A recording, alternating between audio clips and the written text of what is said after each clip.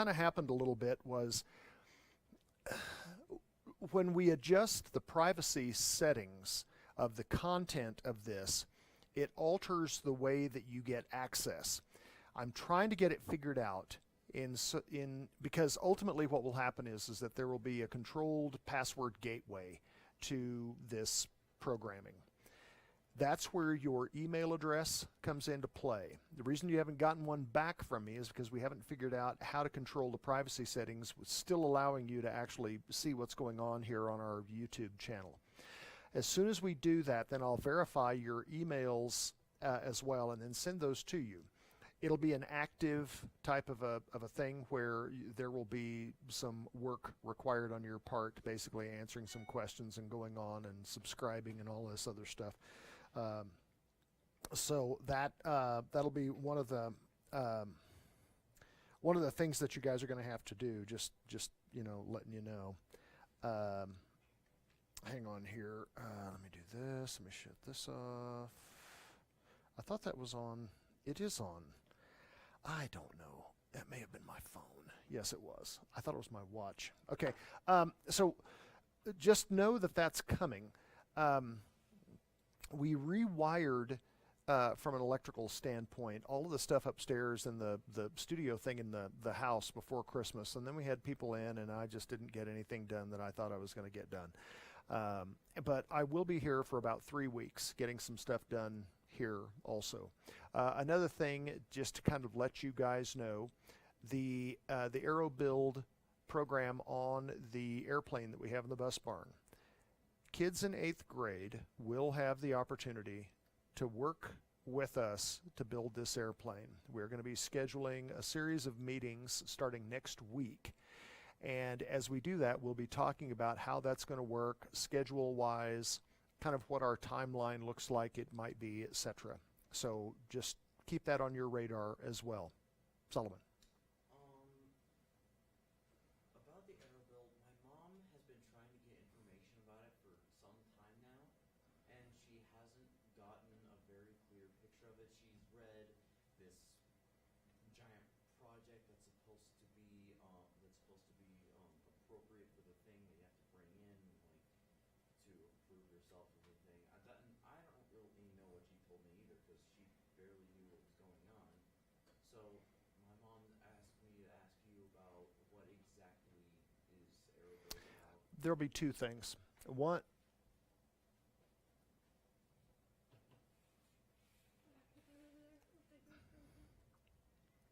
well, thank you. One will be the build of the Velocity that we have in our bus barn. The other is going to be a class building small UAVs here, and that'll be Thursdays after school. That's going to start after second semester. I believe our first class of that, it's going to be after school, so it'll go from 3:30 to 5 on Thursdays. And it is... I think it's the first Thursday in February when it actually starts. So, because our semester doesn't end until like right before the last week of January. And then we have that first week of January just to get classes started on the that semester thing, and then we start the extracurricular stuff after that. Similar. Yeah. Yeah. So, yeah. And there's going to be more stuff that'll be coming out about that. Mrs. Benton was working on some stuff. She's not feeling well here this week, so she's kind of under the weather.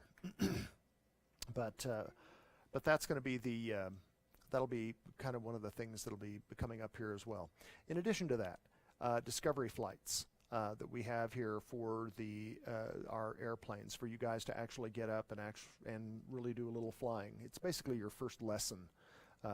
To go up and fly. Those of you that want to do that, then we'll be talking about how we make that happen, for that first discovery flight thing, and get you guys going that way. We have updates that we're going to be doing here not today, starting tomorrow on the desktop sims. We will begin our desktop sim work next week.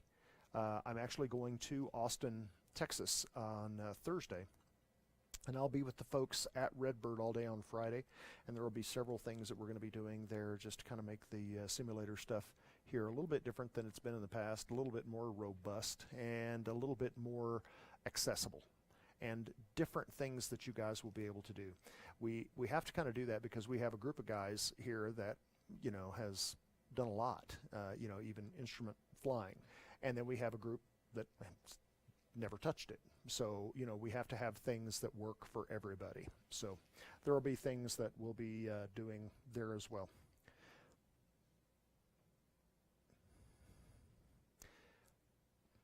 Just to resist the temptation, Joseph, let's go ahead and just put that back where it was.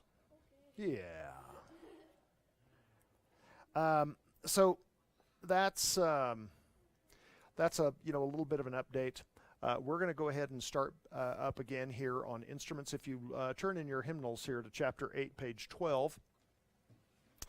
First of all, tell me again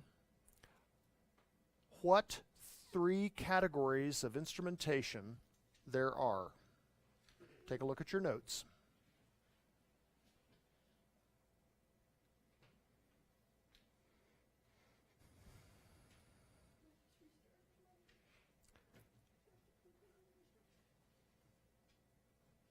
The 3 major categories of instruments.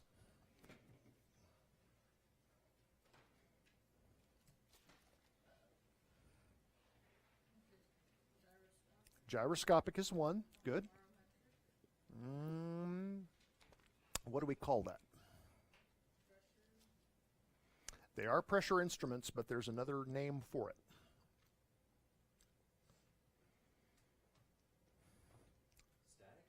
That's the last half. That's the last half. There's another word that comes in front of that. Pitot-static. Thank you very much. Pitot-static. Pitot-static instruments. Gyroscopic. And lastly, but not leastly, what?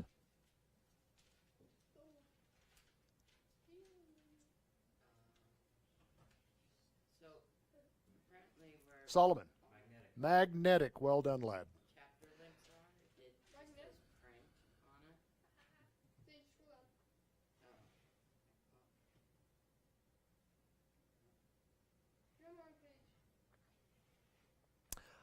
I don't know. Again, this is why I suggest not having your notes or anything like that on these computers, is because they're fallible.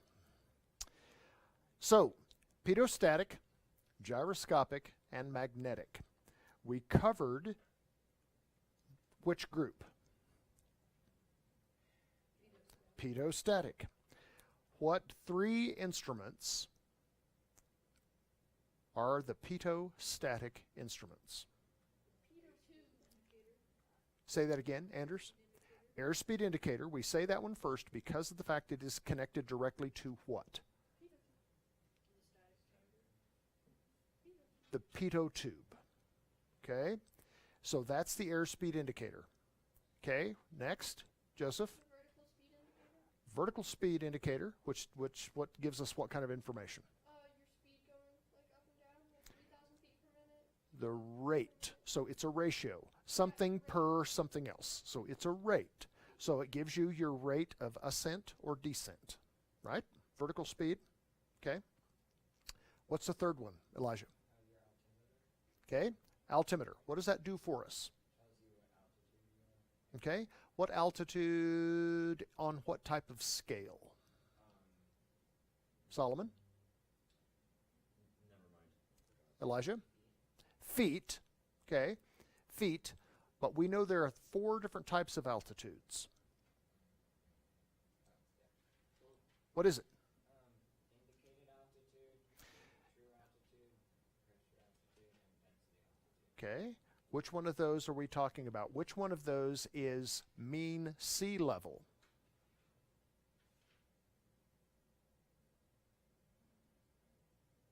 Which one of those is MSL, Mike Sierra Lima, mean sea level?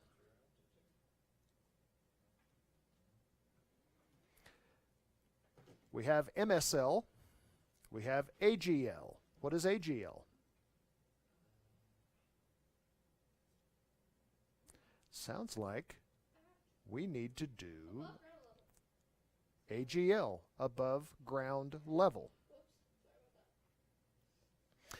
So out here in our part of the world, we may show that we have an altitude, an indicated altitude, MSL of 9,000 feet, yet we're only 1,000 feet above the terrain, if that. So those are the different types of altitudes. Review those. Okay. Oh, did you not come to school today? You may borrow a pencil. I lost a pen today. Doggone it. So, understand what the different altitudes are. We talked about our airspeed indicator. What kind of speeds do we work with as pilots? Solomon. Indicated. Okay, indicated. Where do we see the indicated airspeed? How about on our airspeed indicator? Okay, there we go. I was like talking about. I thought you were talking like where is it on the PFD? That's what I thought. That's what I thought. Yeah. Well, it's definitely on the right side of the plane indicator on the horizon. It'll actually be on the left, Yes, should be way on the left. because the thing on the tape on the right is altitude, Okay. right? Yeah, I was reading way too quickly. Okay. So we have indicated airspeed. What are the other types of airspeeds that we have? Solomon? True airspeed, True airspeed, okay. calibrated airspeed, Calibrated. and vertical airspeed. Wait, no. What's a ratio? Ground speed. Ground speed. Those are the 4 types of airspeeds.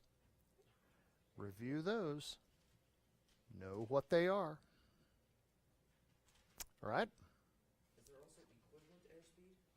Not that we deal with. Oh, okay. So I'll just scratch that out. Well, you know, it's just not something that we deal with. Okay? So, airspeed indicator, altimeter, vertical speed.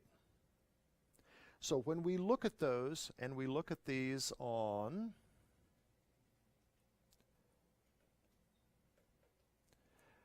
kind of the old analog gauges here. Oh, hang on, there's that. Why isn't that working? Give me just a second here.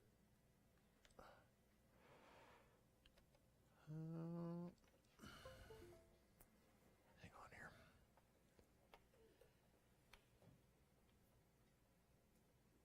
I don't know why that's being finicky today again.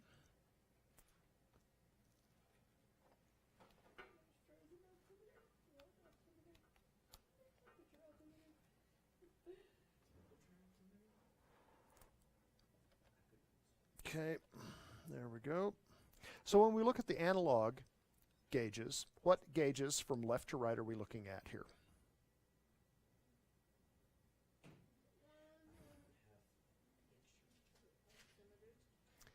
Okay, when we look at the analog, which ones are analog? These, correct. From left to right, we have what? Altimeter, vertical speed, and then airspeed. Again, the airspeed indicator is connected to something different than the other two. It is the pitot tube. Okay, so that's what that looks like there. Then, when we look at a primary flight display, like we see over here, where's our altimeter? Solomon? On the right. So the altimeter tape is here, correct? Yes. Yes. Vertical speed is where? Right next to it. Here to the right. So this is our vertical speed indicator. What do these numbers mean? 1,000 feet, 2,000 feet. Okay. So the hashes, the small hashes, are in 500 feet increments. So 500 feet per minute, 1,000 feet per minute, 1,500, 2,000, etc. So this above the line is going to be a climb. This below the artificial horizon line is going to be a descent. correct? So here in our altimeter, then these are basically broken down in increments here of, in essence, the big hashes are hundreds, but then you have 20s. So 120, 140, 160, 180, 200. So the small little ones are in 20-foot increments. And then, as we said, our airspeed indicator. Airspeed indicator is where? On this left side. This, by the way, is a brand new program that I got from Cessna. And I just got it loaded. They just sent the little disk thingy here for me to load. As soon as I get the rest of it installed, we'll be able to kind of use this sort of like a real time, where I can basically program this to say, here's what it looks like at X number of feet at this altitude going wherever it is that we're going. So you guys can see what that looks like, sort of like in real-time flying. It does have synthetic vision, and this one actually, the version that I have here is a turbo stationaire with the what they call the Cessna Nav 3 package, which is the electronic version of everything. So our thanks to the folks at Cessna for doing this in particular. Zach Powell, thank you, buddy. Appreciate that very much. So as we look here, we see that the 3 pedostatic instruments represented here vertically by tapes, right?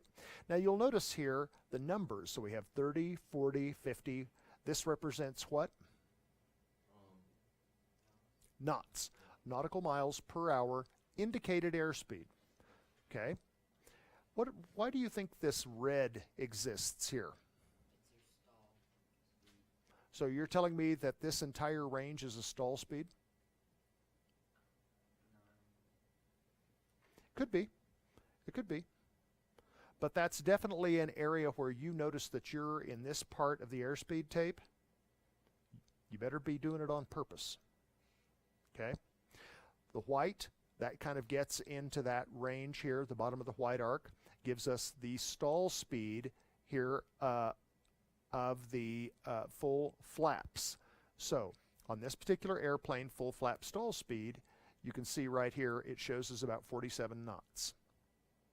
So you'll see red, white, green, yellow, and then a red line at the top, just like you see on the analog instruments that you see with the airspeed indicator. The difference is that when we talk about the bottom of the white arc on the digital display, there really is kind of a bottom. In other words, you know, it's because it's a vertical presentation, there really is kind of a bottom, whereas the bottom of the white arc technically is at the top part of the airspeed indicator, and sometimes that gets confusing. So just know that the low number is what we call the bottom. Make sense? Okay? So as we look at this, and we look here, something is, oh, that's what's catching. As we look here at our primary flight display, what we're looking at from a digital standpoint, the background of the primary flight display on a G1000 display is which instrument? Solomon. On the horizon, wait. What was the question again? I was way too fast. Wait. The background, Too fast. the background that you see on a G1000, in this case with the one that you're seeing now, the one that's in your book, is just a standard horizon where you have blue on top and kind of brown on the bottom. Blue's the sky, brown is New Mexico. And when we look here at the one with the synthetic vision, then you'll see the bottom of that, it'll be green, representing, you know, the ground, depending upon what part of the world you're flying in. That green color, that's a part that changes with your altitude. So there's a legend that actually tells you, kind of to say, here's how you can sort of tell where you are by the color of that lower portion of this particular instrument. And it is basically, it encompasses the entire width of the screen. What instrument am I talking about? The GPS? What instrument? Attitude indicator. So now we're talking about what type of instruments. 3 categories. We've talked about pedostatic. Yes. Okay, I have a question about the Let's answer this question first. my question. No, the question I asked. Gyroscopic. So the attitude indicator is the first of what we call the gyroscopic instruments. Joseph, you had a question. Okay, so it's about at the lower bottom right corner Mhm. of the G1000. Uh-huh. The LCL. Uh-huh. I think it's called. Is that clock? Yes. But why is it 1820? It's showing local time. And again, this hasn't been set up. I just got this loaded. Wrong time zone? Oh, yeah. It just got loaded. So, but that is a clock. Okay? So now we start looking at the gyroscopic instruments. Which instruments are gyroscopic instruments? Hang on here, guys. Something has just, there it is. Test 1, 2, test 1, 2. I lost the microphone there for just a second. Okay. Which instruments are our gyroscopic instruments, Anders? Attitude indicator? Solomon? Attitude indicator, skids and slip skid indicator, and horizontal situation indicator. Okay. Is there a fourth? No. No. We call them something else. But that's, you're on the right track. The attitude indicator, heading indicator, turn coordinator. Attitude indicator, heading indicator, turn coordinator.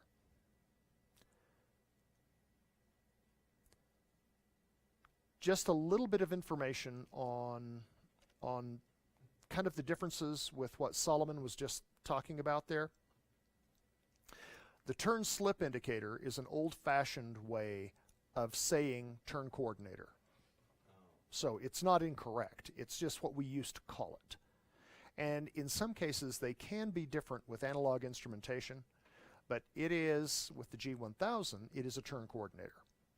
Then the heading indicator, it can be an HSI, or horizontal situation indicator, if it has something else with it.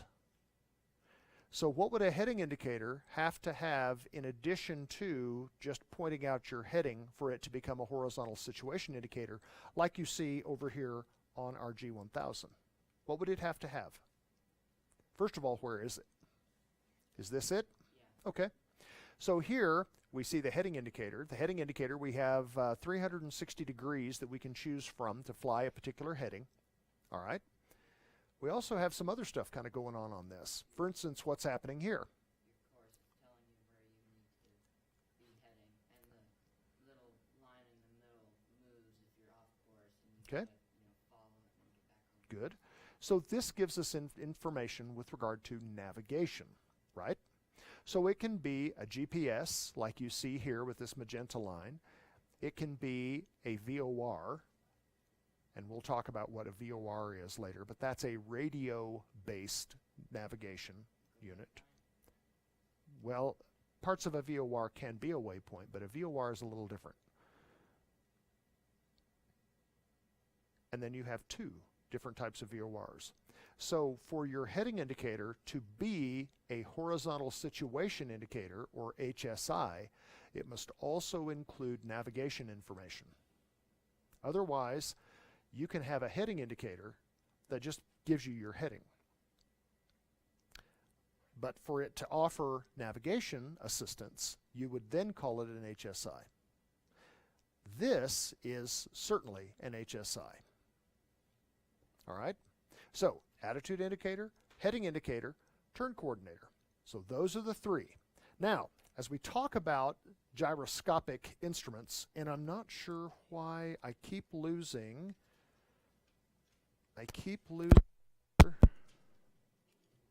the microphone. I don't know what's going on here. Guys, let me check this out. I don't know what's happening. Oh, there it is. Check 1 2, check 1 2, test test test. I don't know if I'm not. I don't know. So, tell me how gyroscopic instruments work. How does a gyroscopic instrument work? The assumption is that you all have read chapter 8. Elijah. So like when the gyroscope is spinning, What's a gyroscope? it's like a wheel. Okay. It spins, it stays in a constant. What kind of a wheel is it? Kind of like a flywheel. What would we call that? Are you familiar with the term inertia? Okay. All right. So we have this weighted disc that at some point needs to do what? Has to spin. By its spinning, we'll talk about how the spinning happens here in a minute. By its spinning, and this disc happens, tell me where the magic happens there with gyroscopic instruments.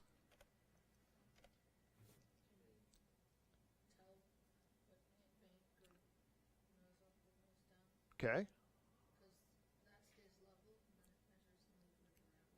Okay, so now you're saying that you get certain indications from it as there is movement around the gyroscope, correct?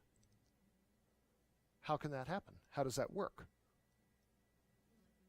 Solomon? The inertia keeps it in place. What do we call that? What do we call that part where it tries to stay in place? What do we call that? Centripetal force. No.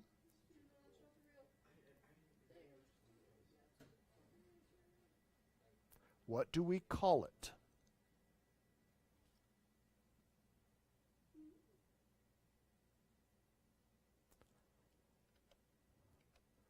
What do we call it? Rigidity in space. This is the principle by which a gyroscope gives the pilot useful information. The inertia wheel on the gyroscope, once it starts spinning, and it has some mass to it, when it gets spooled up to the right speed, it becomes somewhat stationary. It sits in a cradle in this mechanism called a gimbal. A gimbal allows stuff to happen around it. So it allows movement around this in this gimbal mechanism. There are, in the old instruments, mechanical linkages to this type of movement there that is sensed inside this case. So each instrument, each attitude indicator, heading indicator, turn coordinator has a spinning disc. Each one inside that case has this mechanism. The plane senses the movement around those spinning discs, around the gyroscope. So that's what it's sensing. In essence, you're turning or climbing or descending around the instrument. And the indication that you get on the face of the instrument indicates what that change happens to be. The disc wants to stay in one spot. Anytime it senses something trying to move it, that's where you get a change in the indication on the face of that instrument.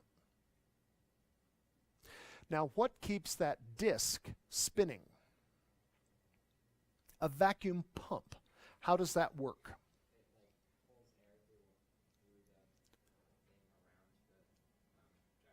Okay. What is it around the gyroscope that allows that air to actually have an effect? Little indentations in it. How many of you guys have seen pictures of what we used to call an old grist mill on a river? Got a big wheel, and on that thing it's got buckets. And as the water hits those buckets and it moves that, it does what? turns a wheel. These operate on the same principle.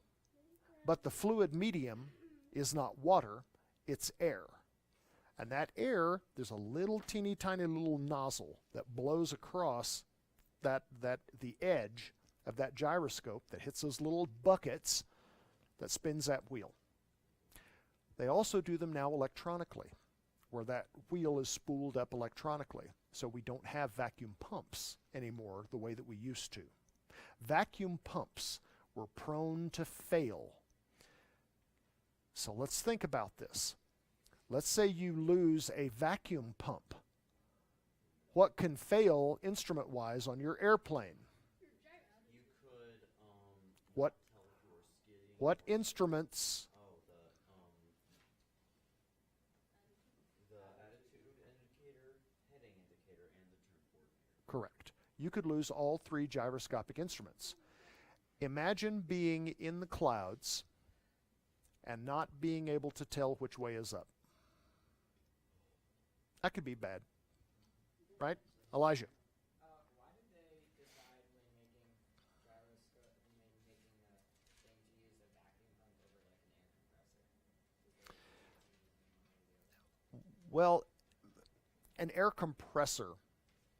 I suppose you could miniaturize some form of an air compressor. The pump itself kind of does that. But again, you have to think of something that's got to be lightweight. It's got to be small. But those things were prone to failure. And I've had them fail on some of the old airplanes that I've flown. So when we get to the interpretation of instruments, you'll find that even though you're going to hear me say that the attitude indicator of all the instruments is the alpha and the omega. Your attitude indicator is the alpha and the omega. What do I mean by that? If I tell you that your attitude indicator, which on the electronic displays like we have in our training aircraft, if I tell you that that attitude indicator is the alpha and the omega, what do I mean?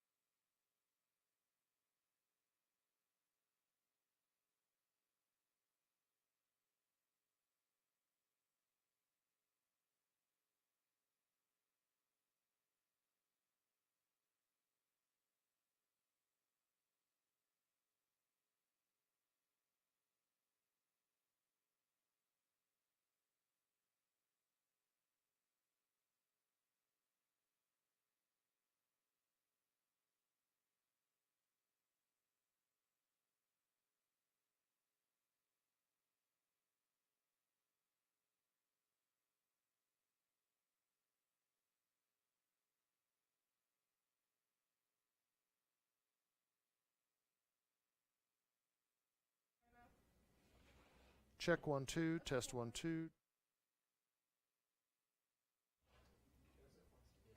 Test 1 2. Test 1 2. Check check check check check. Check check check check check check check check check check. Check the volume now, Joseph, and just see. We should have volume now. Alright, it might take a second. Ooh, live chat. Yeah, let's not do that. Check check check check check. Test 1 2. Test 1 2. Test 1 2. I don't know what just happened, but okay.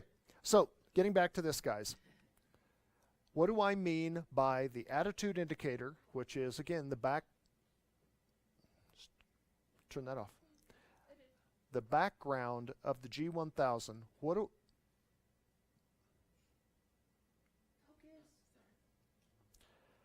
do I mean by it being the alpha and the omega, Elijah? Say that again. When I say alpha and omega, what do I mean by that? Alpha is the beginning. Omega is the end. The attitude indicator, it's the beginning and it's the end of your instrument scan. Your instrument scan means that you cannot just rely on one instrument. You have to look at all of your instruments to interpret the condition of your craft and your place in space. But when you do, no, you go in a wagon wheel. So when you do, you begin and end with the attitude indicator. So you begin by looking at your attitude indicator, then your airspeed indicator, then your attitude indicator, then your altimeter, then your attitude indicator, then your heading indicator, then your attitude indicator, your vertical speed, attitude, coordination, attitude, and you begin that again. So you start and you begin and end, and it's a continuum, so there's no real end. But it's a wagon wheel where you look at the attitude indicator, then airspeed, attitude, altimeter, attitude, heading, attitude, vertical speed, attitude, coordination, attitude, airspeed, and it just continues. This is how you do it. Okay? When we looked at physiology, one of the things that I told you was that when you looked at the inner ear, and we looked at the tubes inside your ear, you have a tube that is set vertically, one is set at a 45-degree angle, and you have another one that's set horizontally. The same is true with the orientation of the gyroscopes in your attitude indicator, heading indicator, and your turn coordinator. All three of those instruments have a different type of a profile with how that is mounted to give you all of that information. And to me, it's always been so interesting is the fact that so we use kind of in essence the same type of movement orientation for us as humans as we use in the airplane to understand, are we standing up? Am I leaning forward? Am I leaning back? Am I listing off here to the right? It's the same type of thing that we use in the airplane for you to understand which way is up. Am I leaning? Am I slipping? Am I skidding? Am I climbing? Am I descending? Are my wings level? Am I turning? And that's what we use. So those are the three gyroscopic instruments. How do we know that those instruments are working properly?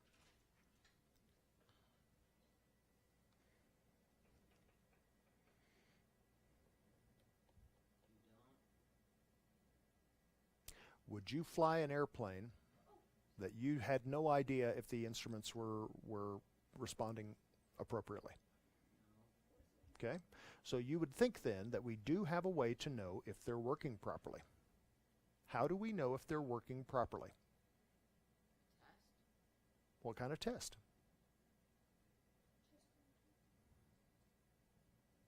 I'm sorry. It's like a button that you can like press.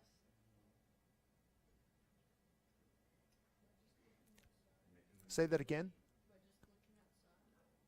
What happens when you can't look outside? Visual. Let me ask you this. Would you even take off if you didn't know that they weren't working properly? Well, I mean, if we're talking about digital, then you can test it. It's I'm talking about these. I'm talking about steam gauge. Talking about this stuff. And the electronic ones are the same as well. So how do I know that these are working properly before I take off?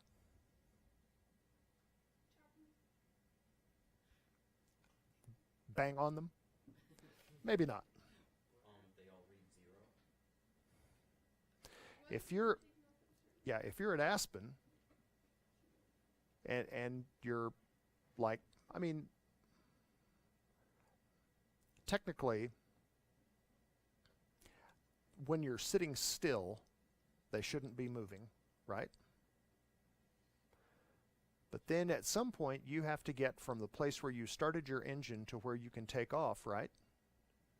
What do we call that? Taxi. So let's say this. Are you always just going to be in a straight line to the airport, to the runway? You're going to make some turns, aren't you? So what do you check to make sure that your instruments are working correctly? You try taxiing a little to make sure. Say that again. Your heading indicator. What's going to happen with your heading indicator when you make a turn? It'll turn a 45 degree. If you're turning 45 degrees, then it will, I guess. I mean, You're going to make a series of 90-degree turns, right? So we can check that. So your heading indicator, you can check that on the ground before you launch. What about your turn coordinator? No, not until you're in the air. Really? Or if you like, if you Tokyo drift or something. no, please stop. Please, I beg you. The turn indicator. So when you turn an airplane on the ground, are you able to get a bank? No. No. So what's going to move?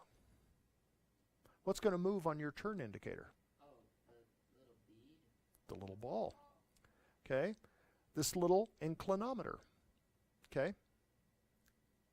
So your inclinometer is going to go toward the outside, right? So we can check that when we taxi. What else? Well, if you go to the run-up area, you can check your engine, fuel pumps, What are we talking about right now? the three major We're just talking about gyroscopic instruments. that are involved with the gyroscope. Okay? My point is that we check these things on the ground before we launch to make sure that they work.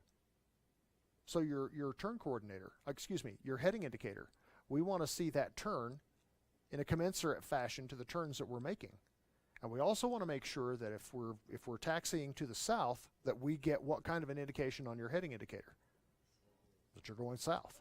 So you want to make sure that works, right?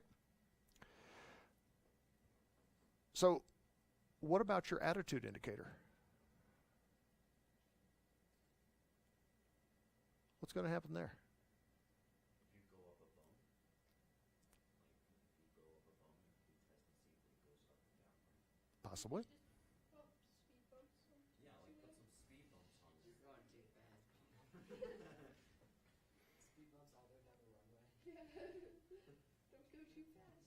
Children at play. I wasn't really talking much about a speed bump. I was just talking about like a general bump that you could put on a taxiing road, not on the runway, because then they're going to be going in at Any over well 100 care. knots or less. But like if they're like taxiing, and they like go to park. I don't know what the plain term is for parking. Is it just parking? Okay, well, if Mhm. they're parking somewhere, there could be bumps. Shh, There could shh, be shh, bumps. shh, shh, shh. So then, if they go up and down, their gyroscopic device would read that, and it would show up on the attitude indicator, and it would possibly mean that it's working a-okay.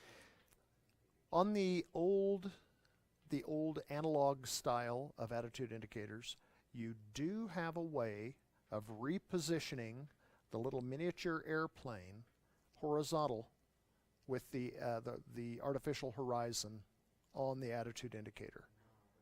Well, you just kind of push it, and it kind of recages it, and then you can move it up and down if you want. So yes, it's like a little knob or a button. Depends on the type of indicator that you have. What happens when you begin to taxi with your airplane? Is it going to stay flat? That nose may want to come up a little bit as you start, right? So in that, you may see a little bit here where your attitude indicator shows that perhaps you have a little bit of an increased angle of attack. What happens when you brake? Might do this a little bit. So you should be able to see that moving vertically. Also, on the synthetic vision components of like what we have here, what's another way of telling as we taxi and we make these turns, we can see what moving in here in our screen for the synthetic vision. Look at the picture. So now this, you're over what eastern Kansas. So on that, on the digital display, the G1000, it looks pretty flat. What would it look like here in the mountains? A lot of mountains. Shows that over there on the primary flight display on the picture that I took there of the Diamond DA40.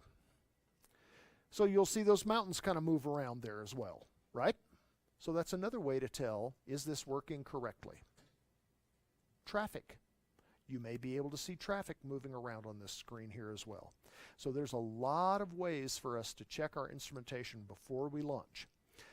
The G1000 is almost cheating because it runs a self-diagnostic as it spools up, and it will tell you if it's working properly or not. But don't get into the habit or into that pitfall element of relying on that. Engage the supercomputer here and see, does this make sense to me? Practice that on the ground before you get in the air. Make sense? Okay. So when we look here at the turn coordinator, we've got a couple of things going on here on the turn coordinator, right? We show with the airplane indicates that we are what? Banking. Thank you. Banking. Not necessarily turning. Even though this is a turn coordinator, what that shows is the bank angle. What do these little hash marks mean? Solomon? Wait, which hash mark? Those hash marks? Joseph? They're the skid marks. Like how on a G1000 it's the thing at the top, like your degrees. That's level. Okay, so those two hash marks, if you have your wings on those two hash marks, what does that indicate? Your wings are level. Okay? So we have those. What does it indicate? Broadcast, and by all appearances we should be live. Live there, and back here. Okay, so hopefully at home people are actually being able to hear what we're doing. We had a little audio issue in the middle school class, and I really don't know what happened. But we're going to pick up here with weather, with wind shear on this as advertised. What is wind shear? What is that, gentlemen? It's the variation of wind and or direction from place to place or from one altitude to another. Excellent. Excellent. When can it happen? Anytime. Are there times that it is more reasonable to expect wind shear conditions than perhaps others? In the mountains, Anywhere. Are there times that you can expect it more perhaps than other times? specific fronts, Okay. takeoff and landing, maybe? Okay. Has to do with weather. So, in the morning, is the air typically more stable or less stable? More stable. Why? I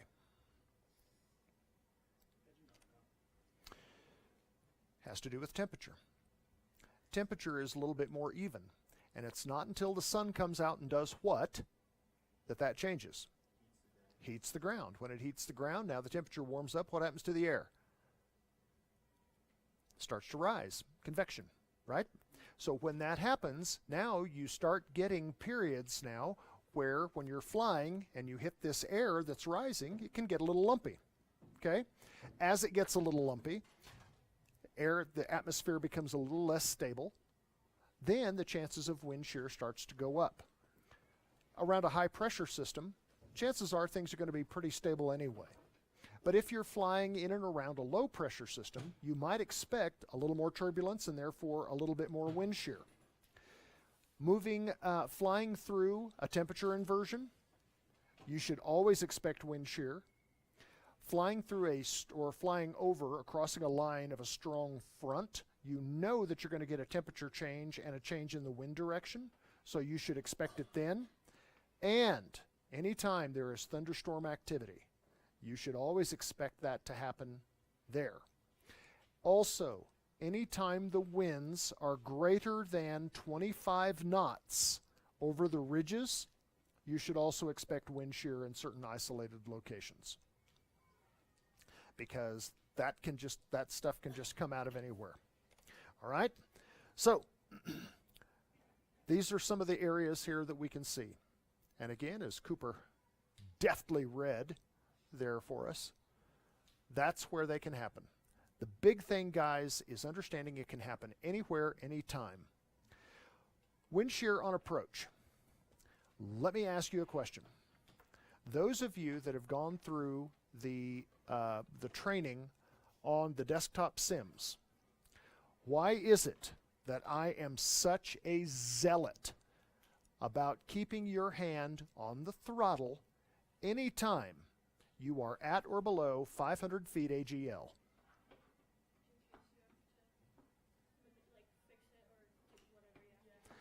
Because when those conditions change quickly, what is going to be an asset that you have? Power. Use it. That is why that when you start the Flight Academy piece, you're going to hear your instructor talk to you about you only remove your hand off that throttle when you're on the ground or lower than 500 feet AGL when you have a compelling reason to do it. Let's say, for instance, you're flying and you're just taking off and you're asked to change frequencies or whatever. You could do that. Normally you're going to fly with your left hand and you're going to change that with your right, but then your hand comes right back down onto that throttle. You just never know. So that's one of the reasons why. Expecting that wind shear on approach. When you have windy conditions or you're flying through a temperature inversion on your approach, you can expect that to happen. Your airspeed indicator is going to be a pretty good barometer of what you might expect, as well as knowing what the temperatures are at the various levels as you're beginning your approach. When we get to the instrument side of this, you'll see what I'm talking about with kind of how this whole thing works, because you may start your approach with a headwind, but then all of a sudden you're faced with a tailwind. And so you've got to be able to then adjust that power quickly and efficiently as you need to. Wind shear terminology. Updrafts, downdrafts, pretty self-explanatory. Low-level wind shear. What are we talking about there? What is low-level wind shear?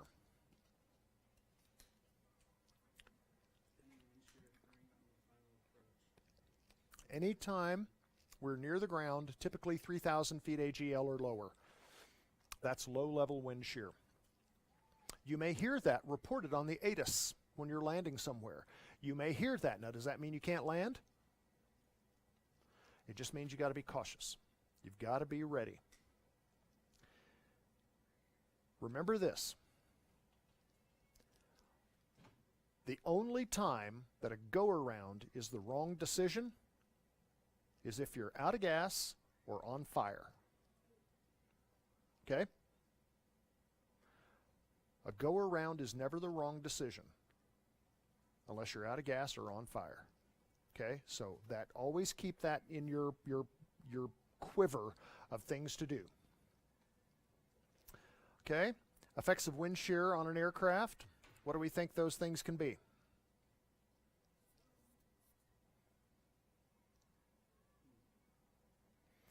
One of the big things that we'll notice on wind shear is we're going to notice a change in our indicated airspeed. You may notice the ground speed, but that airspeed indicator is going to be kind of a big deal that you have right there. So as you look at this, what is the wind shear component that we're looking at here? If you look at figure 30-6, what are we looking at? We're looking at a very real approach. Now, again, the angle that they're coming in here, they're coming in at a 45-degree angle. That's not the way that we normally do that, you know. But understand that the airspeed up higher is almost always going to be a higher airspeed than the winds down low. So are you constantly going to be changing then your power settings on your way in? Yes. Again, another reason why you keep your hand on that throttle. What indication do you have in your airplane that your airplane may be getting close to stall speed? What is the primary thing that you look at? Your controls will be getting floppy. Those stall horns. Your airspeed indicator. You're constantly watching your airspeed indicator. When you guys fly with me and you go watch some of the videos that we've done, you will always hear me on final calling out my airspeeds. You'll always hear me calling out those airspeeds. Why do I do that? Just to be aware. Forces me to look so that I know, am I getting too slow? If I'm getting too slow and I'm high, what can I do? I can lower the nose. But if I'm getting too slow and I'm low, what do I do? Okay? So you're pitching for an airspeed, powering for an altitude is kind of the way that works. Except on an instrument approach. More on that later. So these are the conditions that you can expect. You can expect changing wind conditions even if the wind is coming right down the runway. Right? That's what figure 30-6 shows us. It's that sudden drop in that forward airspeed that your airplane is configured for a particular descent at a particular airspeed. Then all of a sudden you lose that headwind and you get that tailwind and you get this. That's why you constantly have to have your hand on that throttle, because picking up an unforecast tailwind over the numbers, just like when you're landing and you're beginning your flare, is not uncommon. And so you have to be ready, because you do not want to let that airplane drop. Effects on the flight path, we talk about overshoot and undershoot. So as we look here at the overshoot and undershoot, let's look at this. Remember, in this figure that we're looking at here, figure 30-7, understand that the angles that they're showing you here are, for dramatic purposes. You would never normally, have that kind of angle of attack. Do these make sense to you guys? Do you understand kind of how this might work? Okay? Because again, remember, it's like if you look in the lower left and you see that you've got a higher wind and then a lower wind, ultimately it's going to push you, but you're going to drop. And so you constantly want to be checking out that airspeed indicator to know exactly what's happening to your craft. You will also, in some cases, be able to hear a difference of the wind going around your canopy, even with your headsets on, to hear that difference flowing around that canopy. So that can be another big indicator here.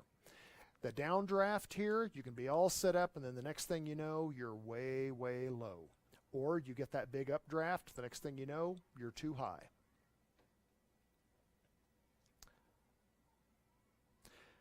Yes, dear. So if you found yourself in one of these situations, would you just adjust power accordingly? Correct. Okay. Correct. Now, let's take a look at this. 30-8.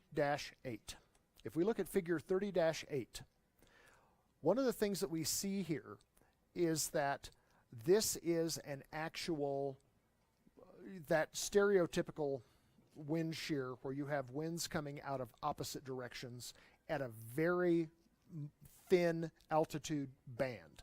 So you're coming down and you've gotten the ATIS, your weather report, that the winds are coming one particular direction. You choose your runway based on those winds on the ground. But you'll notice that you have a tailwind coming into that, coming in on final. Well, when that happens, one of the things is that you're praying, first of all, that the forecast is, or that the report is correct still. Second of all, you may want to contact Tower and ask for instantaneous winds. Tell me what the winds are right now. Now, why would you ask for instantaneous wind as opposed to just a wind report?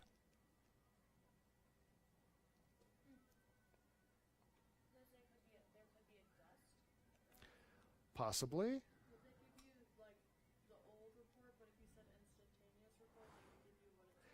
You're on the right track. Normally what they give you is a 10-minute average. That's normally what they give you unless you ask for an instantaneous wind report. If you're so far out that you cannot make good visual contact with the windsock, or if you're in instrument meteorologic conditions, you can't see the windsock, ask for instantaneous winds. What are the winds now?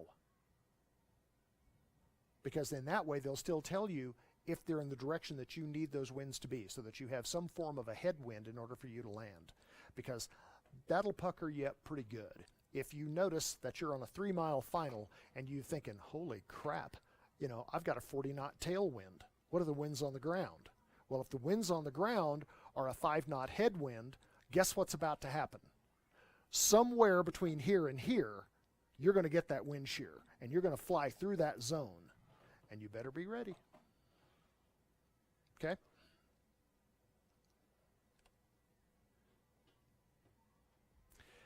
Notice this here as well. What do we know about the winds? The higher winds are going to be stronger, the higher above the ground they are, right? The closer you get to the ground, in most cases, the slower the winds. So here you are set up just like you see here in figure 30-9. At 1,000 feet, let's say, you may have a 20-knot crosswind component. But by the time you get to 50 feet off the ground, you may have like a 5-knot crosswind component. So are you constantly making adjustments here? Now in this case, it may not necessarily be a power adjustment. This may be a rudder adjustment. This may be an actual control adjustment here. But you're constantly making those adjustments, either visually, as you visually see the runway, or on an instrument, checking out your course deviation indicator on whatever you're using, whether it be a radio navigation or a GPS-based kind of a navigation aid that you're using on the way down. So, power is one, but your actual directional component is going to be another way to counteract the effect of these changes in wind velocities. Causes of wind shear. When you look at these bullet points, know each of those bullet points. They are test questions. Okay. In the margins, right here, Harris, what does it say right there in the margins on that last paragraph on page 665? Avoid thunderstorms and cumulonimbus clouds. See, right there it says that. It says avoid those things. Why do we want to avoid thunderstorms? Because they're bad juju. Okay? They will be that thing that will rip your little aeroplane apart. Cumulus clouds, cumulonimbus clouds. We haven't gotten into the nomenclature yet of clouds, but cumulonimbus clouds are like big rain producers and ultimately can become thunderstorms. Why do we want to avoid those? Why do they exist? Why does a big rain cloud exist? First of all, it's got a vertical component of lift. You have instability in the atmosphere, and you've got enough water vapor to make it all happen. Those are the ingredients to a thunderstorm. So you've got that vertical lift in an unstable atmosphere with plenty of water. You do not want to tangle with those. How far away from thunderstorms does the book tell us to stay? 20 nautical miles from the footprint of the thunderstorm. 20 nautical miles away from the footprint of the thunderstorm. The reason I emphasize the footprint is because sometimes these clouds are not just cylindrical. You can look over at and you can see a cloud and you can say, okay, from here to there I'm 20 nautical miles away. But if you look up, you may only be 10 nautical miles away because you can get that big anvil, that big mushroom look around it. So you want to stay 20 nautical miles away from the entire footprint. If you look at a plan view of that thing, you want to be far, far away from that sucker. Especially out here on the windward side of it, where it can ultimately, you see that big anvil cloud of a lot of these thunderstorms like that? It'll spit hail out the top of that in like this big plume. I've actually seen that in the air. And it's like, you've got to be kidding me. But people try to fly through it, which is bad. What's a pi rep? It says a pi rep is strongly encouraged. What is a pi rep? What is that? It says right there, pi rep. Pilot report. Why are pi reps useful? Because is it a report from another pilot? Yep.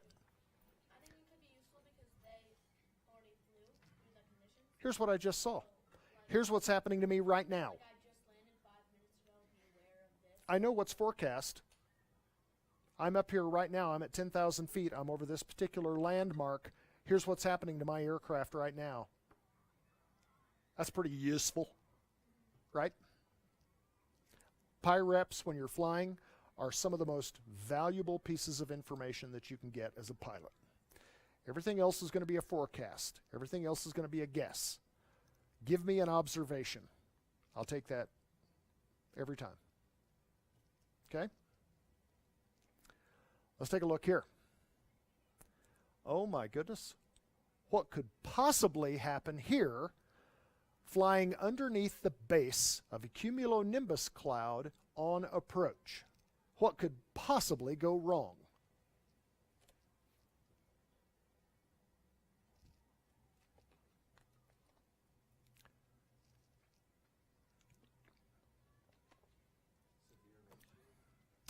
Yup. And the catastrophic ending of that could be what? Yep. Undershooting the runway, hitting the ground short of the runway. Because there's some of this stuff, ladies and gentlemen, you cannot fly out of. And as evidence of that, write this down. You can Google it. Dallas, summer 1985. An L-1011 on approach into Dallas in 1985. I want one of you to tell me about that tomorrow morning. Okay? I want to say it was a Delta flight. I could be wrong. Okay? I happened to be in Dallas at that time. I was about 20 miles away from the airport. In the sky. What has been the worst weather that you've ever flown in? Like I know you've probably Personally flown in, severe turbulence. That's the worst. Just clear air, severe turbulence. We slowed down past VA, and it was the only time that I really kind of wondered if I was going to be able to land the airplane. My head hit the canopy so hard, and I thought I had my seatbelts on pretty tight, pretty snug. Come to find out, you can snug those things up a lot more than you think. But it dazed me. So let's take a look at this. Let's examine what we have here. So here's your desired approach path. And again, in this case, guys, understand that these are exaggerated approaches because your approach actually is going to be like over here around 3 degrees. So here's your desired approach path. Notice that you're flying into a headwind as you approach the downdraft of this cumulonimbus cloud. Now you have this increased performance due to the increased airspeed caused by the increased headwind. Then all of a sudden, now you get shoved down and you start to notice that here you are, I am losing altitude. My airspeed is the same, my configuration is the same, but I'm losing airspeed like I don't know what. It's like I'm falling out of the sky. What is your first impulse? Power. Power, power, power. So, and this was the thing that you're going to see here is that the crew didn't recognize quickly enough what was happening to them. The downdraft pushes them down. Now all of a sudden you got a tailwind. What happens to your airspeed now? Goes in the tank. Your airspeed goes in the tank. Your ground speed may increase, but ground speed's not going to keep your airplane in the air. What keeps your airplane in the air? Indicated airspeed. That's what you've got to have. Okay? So, is it 12:30? I'm going to go till what, 12:40? What time are you guys leaving? Class starts at 12:40. Okay, I'm going to end it here, guys, on air masses and frontal weather. That is where we will begin tomorrow morning. Air masses and frontal weather, and I'm going to pick one of you 5 to tell me what happened in Dallas in the summer of 1985. Okay? All right. Guys, thank you very much. And thanks for coming to Taco Tuesday.